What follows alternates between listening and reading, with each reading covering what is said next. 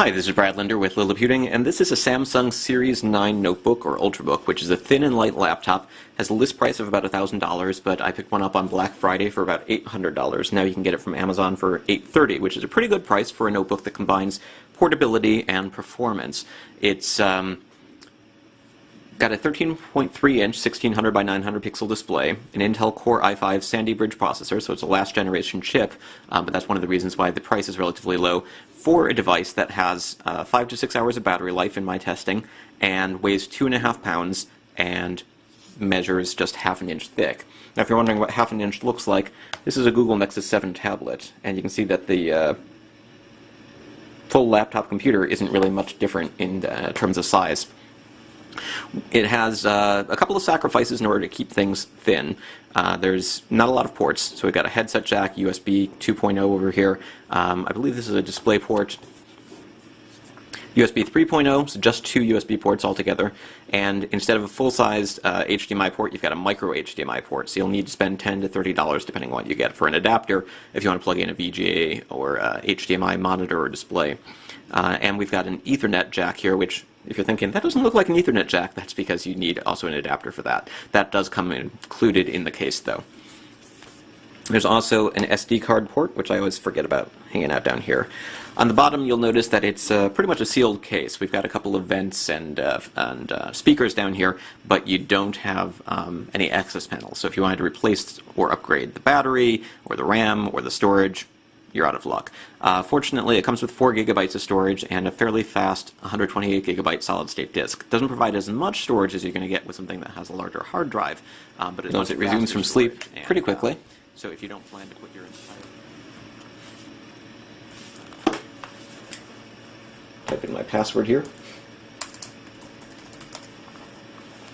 And one of the main reasons that I was interested in this particular model over something else is because of the 1600 by 900 pixel display. And that's because if you take a look at the screen, you'll notice that I have a web page open here on one side and a word processor on the other. And there's plenty of room to do research in one window, writing in another window. That's something that's a little bit difficult to do with a smaller or lower resolution display like 1366 by 768. And Windows does allow you to change dot pitches, the DPI settings, but I find that 1600 by 900 on a 13-inch display, the default settings are pretty good. You don't really have to squint or hold the device too close to your face in order to make out text. Whereas 1920 by 1080, higher resolution on something this small, the text, the images, everything looks really tiny. And when you adjust the Windows DPI settings, it almost looks cartoonish. You know, certain things get bigger, other things don't. So I find 1600 by 900 to be a pretty good compromise for working on the go. This particular device runs Windows 8, ships with Windows 8, which means that you have a start screen instead of a start menu.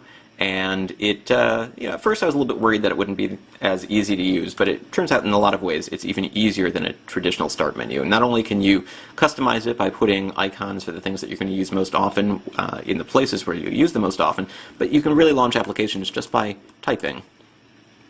So all you got to do if you want to launch something is hit the Windows button, start typing, and you can always get back to desktop mode. So even if you have no interest in full-screen Windows applications like the Bing News app or the weather application or calendar, you can use desktop mode and just sort of get used to using the new start screen. Now the other thing that you do have to get used to, though, is that settings like